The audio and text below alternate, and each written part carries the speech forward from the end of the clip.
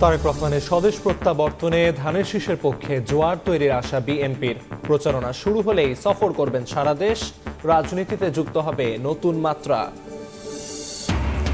রাজনৈতিক কারণে হাদিকে হত্যা ধারণা ডিবির, এখনো শনাক্ত হয়নি মূল অভিযুক্তের অবস্থান। সংশ্লিষ্টদের ব্যাংক হিসাবে 127 কোটি টাকার অস্বাভাবিক লেনদেনের তথ্য।